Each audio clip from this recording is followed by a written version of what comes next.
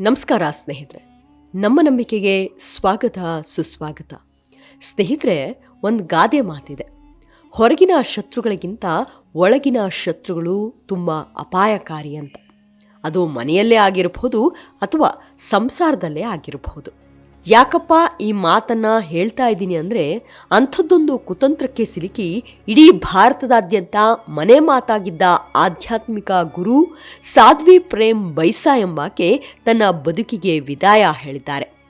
ಮೇಲ್ನೋಟಕ್ಕೆ ಅವರು ಆತ್ಮಹತ್ಯೆ ಮಾಡಿಕೊಂಡಿರೋದು ಕಂಡು ಬರ್ತಾ ಇದ್ರೂ ಅದು ಕೊಲೆ ಅನ್ನೋ ಮಾತುಗಳು ಹರಿದಾಡ್ತಾ ಇವೆ. ಲಕ್ಷಾಂತರ ಅನುಯಾಯಿಗಳನ್ನ ಹೊಂದಿದ್ದ ಪ್ರೇಮ್ ಬೈಸಾ ಹಠಾತ್ ಸಾವು ಉತ್ತರ ಭಾರತದಲ್ಲಿ ಕ್ರಾಂತಿಯನ್ನೇ ಉಂಟು ಮಾಡ್ತಿದೆ.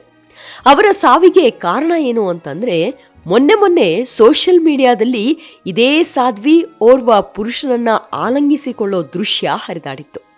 ಅಲ್ಲದೆ ಈ ವಿಡಿಯೋದಿಂದಾಗಿ ಸಾಕಷ್ಟು ಕುಗ್ಗಿ ಹೋಗಿದ್ರು. ತನ್ನ ವಿರುದ್ಧ ತಮ್ಮವರೇ ಪಿತೂರಿ ಮಾಡಿದ್ದಾರೆ, ಹಣಕ್ಕಾಗಿ ಪೀಡಿಸ್ತಾ ಇದ್ದಾರೆ ಅಂತ ತಮ್ಮ ಅಳಲನ್ನು ತೋಡಿಕೊಂಡಿದ್ರು. ನಿಜಕ್ಕೂ ಏನಿದು ಪ್ರಕರಣ? ಪ್ರೇಮ್ ಬೈಸಾ ಅವರ ಹಿನ್ನೆಲೆಯಾದ್ರೂ ಏನು? ಇಷ್ಟೊಂದು ಖ್ಯಾತಿ ಗಳಿಸೋದಕ್ಕೆ ಕಾರಣವೇನು ಅನ್ನೋದನ್ನ ಈ ಸಂಚಿಕೆಯಲ್ಲಿ ಹೇಳ್ತಾ ಹೋಗ್ತೇನೆ. ಅದಕ್ಕೂ ಮುನ್ನ ನಮ್ಮ ನಂಬಿಕೆಗೆ ನಿಮ್ಮ ಬೆಂಬಲವಿರಲಿ.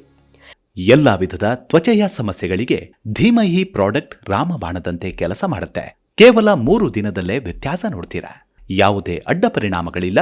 ಕೆಮಿಕಲ್ ರಹಿತವಾದ 16 ನೈಸರ್ಗಿಕ ಪದಾರ್ಥಗಳ ಮಿಶ್ರಣದಿಂದ ತಯಾರಾದ 100% ಆರ್ಗ್ಯಾನಿಕ್ ಧೀಮಹಿ ಪ್ರಾಡಕ್ಟ್. ಹೆಚ್ಚಿನ ಮಾಹಿತಿಗಾಗಿ ಕೆಳಕಂಡ ದೂರವಾಣಿಗೆ ಸಂಪರ್ಕಿಸಿ. ಸ್ನೇಹಿತರೆ, ರಾಜಸ್ಥಾನದ ಅತ್ಯಂತ ಜನಪ್ರಿಯ ಪ್ರವಚನಗಾರ್ತಿ, ಆಧ್ಯಾತ್ಮಿಕ ಗುರು ಎಂದೇ ಪ್ರಖ್ಯಾತಿ ಗಳಿಸಿದ್ದ ಸಾಧ್ವಿ ಪ್ರೇಮ್ ಬೈಸಾ ಅವರು ಜೋಧ್ಪುರದಲ್ಲಿ ಅನುಮಾನಾಸ್ಪದವಾಗಿ ಸಾವನ್ನಪ್ಪಿದ್ದಾರೆ. ಅದಕ್ಕೆ ಕಾರಣ ಆ ಒಂದು ವಿಡಿಯೋ ಸೋಷಿಯಲ್ ಮೀಡಿಯಾದಲ್ಲಿ ವೈರಲ್ ಆದದ್ದು. ಅಷ್ಟಕ್ಕೂ ಆ ವಿಡಿಯೋದಲ್ಲಿದ್ದದ್ದು ಆಕೆಯ ತಂದೆ ಎಂದು ಹೇಳಲಾಗ್ತಿದೆ. ಆದರೂ ಆ ವಿಡಿಯೋವನ್ನ ಹರಿಬಿಟ್ಟಿದ್ದು ಯಾರು ಅನ್ನೋದು ಇನ್ನೂ ಪತ್ತೆಯಾಗಿಲ್ಲ. ಸಾಲದಕ್ಕೆ ಆ ವಿಡಿಯೋವನ್ನ ಮುಂದಿಟ್ಕೊಂಡು 20 ಲಕ್ಷಕ್ಕೆ ಬೇಡಿಕೆ ಇಟ್ಟಿದ್ರು ಅನ್ನೋ ಮಾತುಗಳು ಕೂಡ ಕೇಳಿ ಬರ್ತಿವೆ. ಭಕ್ತಿ ಮತ್ತು ಭಜನೆಗಳ ಮೂಲಕವೇ ಸಾವಿರಾರು ಅಭಿಮಾನಿಗಳನ್ನ ಹೊಂದಿದ್ದ ಸಾಧ್ವಿ ಅವರ ಸಾವು ಇದೀಗ ದೊಡ್ಡ ಚರ್ಚೆಗೆ ಕಾರಣವಾಗಿದೆ. ಇದು ಸ್ವಾಭಾವಿಕವೋ ಅಥವಾ ಆತ್ಮಹತ್ಯವೋ, ಅಥವಾ ಇದರ ಹಿಂದೆ ಯಾವುದಾದ್ರೂ ಕಾಣದ ಕೈಗಳ ಪಿತೂರಿ ಇದೆಯೇ ಎಂಬ ಅನುಮಾನ ಪೊಲೀಸರನ್ನ ಕಾಡ್ತಾ ಇದೆ. ರಾಜಸ್ಥಾನದ ಬಾರ್ಮರ್ ಜಿಲ್ಲೆಯ ಪರೇವ್ ಗ್ರಾಮದವರಾದ ಸಾಧ್ವಿ ಪ್ರೇಮ್ ಬೈಸಾ ಗ್ರಾಮೀಣ ಭಾಗದಲ್ಲಿ ಕತೆ, ಪ್ರವಚನ ಮತ್ತು ಭಜನೆ ಗಾಯನಕ್ಕೆ ಭಾರಿ ಹೆಸರು ಮಾಡಿದ್ರು. ತನ್ನ ತಂದೆ ಮಹಂತ್ ಬೀರ್ನಾಥ್ ಅವರನ್ನೇ ಗುರುಗಳನ್ನಾಗಿ ಸ್ವೀಕರಿಸಿದ್ದ ಇವರು ಸಮಾಜ ಸೇವೆ ಮತ್ತು ಧರ್ಮ ಪ್ರಚಾರಕ್ಕೆ ತಮ್ಮ ಜೀವನವನ್ನ ಮುಡಿಪಾಗಿಟ್ಟಿದ್ರು. ಕುಟೀರ್ ಆಶ್ರಮದಲ್ಲಿ ವಾಸಿಸ್ತಾ ಇದ್ದ ಇವರು ಸಂತ ಸಮುದಾಯದ ಪ್ರಭಾವಿ ವ್ಯಕ್ತಿಯಾಗಿ ಬೆಳೆದರು. ಆದರೆ ಇತ್ತೀಚೆಗೆ ವೈರಲ್ ಆದ ಆ ಒಂದು ವಿಡಿಯೋ ಸಾಧ್ವಿ ಅವರ ಜೀವನದಲ್ಲಿ ಬಿರುಗಾಳಿಯನ್ನೇ ಎಬ್ಬಿಸಿತ್ತು. ತಂದೆಯನ್ನು ಭಕ್ತಿಯಿಂದ ತಬ್ಬಿಕೊಂಡಿದ್ದ ವಿಡಿಯೋವೊಂದನ್ನ ಕಿಡಿಗೇಡಿಗಳು ಸಾಮಾಜಿಕ ಜಾಲತಾಣದಲ್ಲಿ ಅಶ್ಲೀಲವಾಗಿ ಬಿಂಬಿಸಿ ವೈರಲ್ ಮಾಡಿದ್ರು.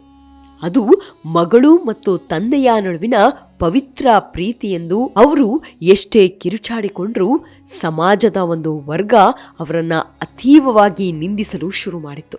ಈ ಘಟನೆ ಅವರ ಮನಸ್ಸಿನ ಮೇಲೆ ತೀವ್ರವಾಗಿ ಘಾಸಿ ಮಾಡಿತ್ತು.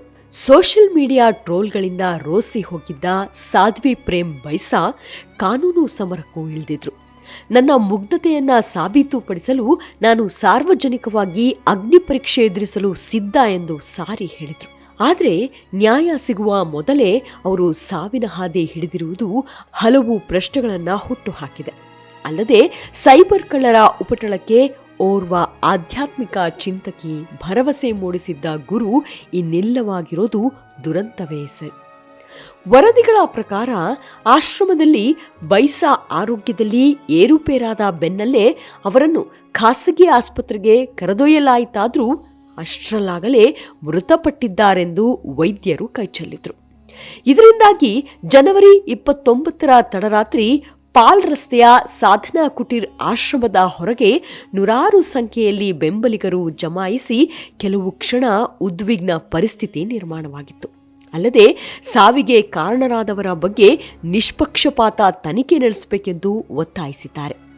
ಪ್ರತಿಭಟನೆಯಲ್ಲಿ ಆರ್ಎಲ್ಪಿ ನಾಯಕ ಹನುಮಾನ್ ಬೇನಿವಾಲ್ ಸೇರಿದಂತೆ ಹಲವಾರು ಸಾರ್ವಜನಿಕ ಪ್ರತಿನಿಧಿಗಳು ಮತ್ತು ಅನುಯಾಯಿಗಳು ತನಿಖೆಗೆ ಒತ್ತಾಯಿಸಿದ್ದಾರೆ. ಇನ್ನು ಪ್ರೇಮ್ ಬೈಸಾ ಅವರ ಹಿನ್ನೆಲೆಯನ್ನ ಒಮ್ಮೆ ಗಮನಿಸಿದ್ರೆ ಅವರು ಆಧ್ಯಾತ್ಮಿಕತೆಯತ್ತ ವಾಲಿದ್ದು ನಿಜಕ್ಕೂ ಅಚ್ಚರಿಯೇ. ಮೂಲತಃ ಬಲೋತ್ರಾ ಜಿಲ್ಲೆಯ ಪರೇವ್ ಗ್ರಾಮದವರಾದ ಪ್ರೇಮ್ ಬೈಸಾ ಅವರ ತಂದೆ ವೀರನಾಥ್ ಬೈಸಾ ಅವರು ಕೂಡ ಮೊದಲು ಟ್ರಕ್ ಚಾಲಕರಾಗಿದ್ದವರು. ಅವರ ತಾಯಿ ಅಮರು ಬೈಸಾ ಗೃಹಿಣಿಯಾಗಿದ್ರು. ಪ್ರೇಮ್ ಬೈಸಾ ಕೇವಲ 2 ವರ್ಷದವಳಿದ್ದಾಗ ಅವರ ತಾಯಿ ನಿಧನರಾದರು. ಅವರ ತಾಯಿಗಿದ್ದ ಆಧ್ಯಾತ್ಮಿಕತೆಯ ಒಲವು ಹಾಗೂ ಅಪಾರ ಭಕ್ತಿ ಮಗಳ ಜೀವನದ ಮೇಲೆ ಆಳವಾದ ಪ್ರಭಾವ ಬೀರಿತ್ತು. ನಂತರ ತಂದೆ ವೀರ್ನಾಥ್ ಮಗಳನ್ನ ಜೋಧ್ಪುರದ ಗುರುಕೃಪಾ ಆಶ್ರಮಕ್ಕೆ ಕರೆದೊಯ್ದರು. ಅಲ್ಲಿ ಸಂತ ರಾಜಾರಾಮ್ಜಿ ಮಹಾರಾಜ್ ಮತ್ತು ಸಂತ ಕೃಪಾರಾಮ್ಜಿ ಮಹಾರಾಜ್ ಅವರ ಮಾರ್ಗದರ್ಶನದಲ್ಲಿ ಇವರ ಬದುಕು ಬದಲಾಯಿತು. ಅಲ್ಲಿಯೇ ಕತೆ ಹೇಳೋದು, ಭಜನೆ ಹಾಗೂ ಗಾಯನದ ಮೂಲಕ ಆಧ್ಯಾತ್ಮಿಕ ಶಿಕ್ಷಣವನ್ನು ಪಡೆದರು. ಕಾಲಾಂತರದಲ್ಲಿ ಪ್ರೇಮ್ ಬೈಸಾ ತಮ್ಮ ಭಾಗವತ ಕಥಾ ಮತ್ತು ಭಜನೆಗಳ ಮೂಲಕ ಸ್ಥಳೀಯವಾಗಿ ಅತಿ ಹೆಚ್ಚು ಜನಪ್ರಿಯರಾದರು. ನಂತರ ಗುರುಕೃಪಾ ಆಶ್ರಮವನ್ನ ತೊರೆದು ಜೋಧ್ಪುರದ ಪಾಲ್ ರಸ್ತೆಯ ಬಳಿಯ ಸಾಧನಾ ಕುಟೀರ ಎಂಬ ಆಶ್ರಮವನ್ನ ಕಟ್ಟಿಸಿ ಅಲ್ಲಿಯೇ ವಾಸಿಸಲು ಪ್ರಾರಂಭಿಸಿದರು.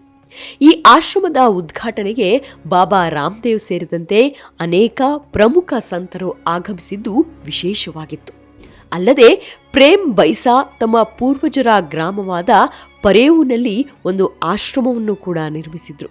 ಇಂದಿಗೂ ಅಲ್ಲಿ ಧಾರ್ಮಿಕ ಕಾರ್ಯಕ್ರಮಗಳು ನಡೆಯುತ್ತಲೇ ಇರುತ್ತವೆ. ನಿಜಕ್ಕೂ ಪ್ರೇಮ್ ಬೈಸಾ ಅವರ ಜೀವನವೇ ಒಂದು ನಿಗೂಢ ಹಾಗೂ ಗೊಂದಲಮಯವಾಗಿತ್ತು. ಸಾಕಷ್ಟು ವಿವಾದಗಳು ಅವರ ಬೆನ್ನಿಗೆ ಅಂಟಿಕೊಂಡಿದ್ವು.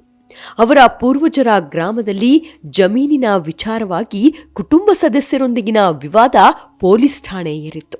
ಇದೇ ವಿಚಾರವಾಗಿ ಸುಮಾರು 6 ತಿಂಗಳ ಹಿಂದೆ ಸಾಮಾಜಿಕ ಮಾಧ್ಯಮದಲ್ಲಿ ಒಂದು ವಿಡಿಯೋ ವೈರಲ್ ಆಗಿದ್ದು ಅವರ ತಂದೆಯನ್ನ ಅಪ್ಪಿಕೊಂಡ ದೃಶ್ಯ ಸಾಕಷ್ಟು ವಿವಾದಗಳನ್ನು ಸೃಷ್ಟಿಸಿತ್ತು.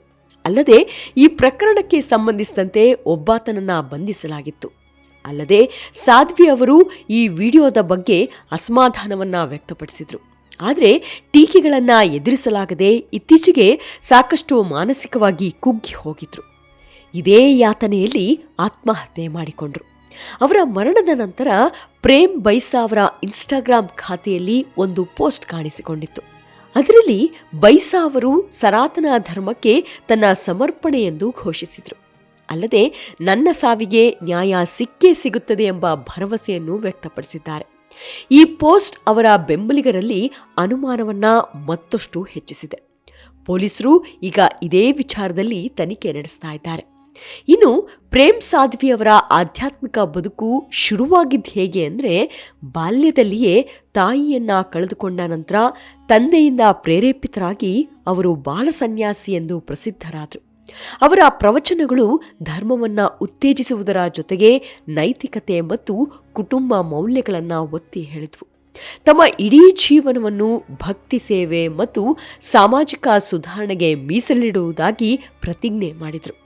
ಕೇವಲ ಭಜನೆಗಳಿಗೆ ಮಾತ್ರ ಸೀಮಿತವಾಗದೆ ಗ್ರಾಮೀಣ ಪ್ರದೇಶಗಳಲ್ಲಿ ವ್ಯಸನ ಮುಕ್ತ, ಮಹಿಳಾ ಸಬಲೀಕರಣ ಮುಂತಾದ ಸಮಾಜಮುಖಿ ಕೆಲಸಗಳನ್ನು ಮಾಡತೊಡಗಿದ್ರು. ಎಲ್ಲ ವಿಧದ ತ್ವಚೆಯ ಸಮಸ್ಯೆಗಳಿಗೆ ಧೀಮಹಿ ಪ್ರಾಡಕ್ಟ್ ರಾಮಬಾಣದಂತೆ ಕೆಲಸ ಮಾಡುತ್ತೆ. ಕೇವಲ 3 ದಿನದಲ್ಲೇ ವ್ಯತ್ಯಾಸ ನೋಡ್ತೀರಾ. ಯಾವುದೇ ಅಡ್ಡ ಪರಿಣಾಮಗಳಿಲ್ಲ. ಕೆಮಿಕಲ್ ರಹಿತವಾದ 16 ನೈಸರ್ಗಿಕ ಪದಾರ್ಥಗಳ ಮಿಶ್ರಣದಿಂದ ತಯಾರಾದ 100% ಆರ್ಗ್ಯಾನಿಕ್ ಧೀಮಹಿ ಪ್ರಾಡಕ್ಟ್. ಹೆಚ್ಚಿನ ಮಾಹಿತಿಗಾಗಿ ಕೆಳಕಂಡ ದೂರವಾಣಿಗೆ ಸಂಪರ್ಕಿಸಿ. ಆದರೆ ಈ ಒಂದು ವಿಡಿಯೋ ವೈರಲ್ ಆದ ಬೆನ್ನಲ್ಲೇ ತಮ್ಮೆಲ್ಲ ಆಸೆ, ಕನಸುಗಳು, ಪ್ರತಿಜ್ಞೆ ಎಲ್ಲವನ್ನೂ ಬದಿಗೊತ್ತಿ ಇಹಲೋಕ ತ್ಯಜಿಸಿದ್ದಾರೆ.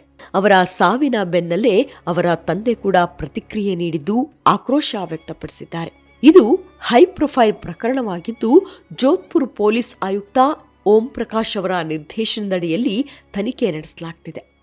ತ್ವರಿತವಾಗಿ ಕಾರ್ಯಪ್ರವೃತ್ತರಾದ ಪೊಲೀಸರು ಸಾಧ್ವಿಗೆ ಇಂಜೆಕ್ಷನ್ ನೀಡಿದ ಕಾಂಪೌಂಡರ್ ಒಬ್ಬಾತನನ್ನ ಬಂಧಿಸಿದ್ದಾರೆ.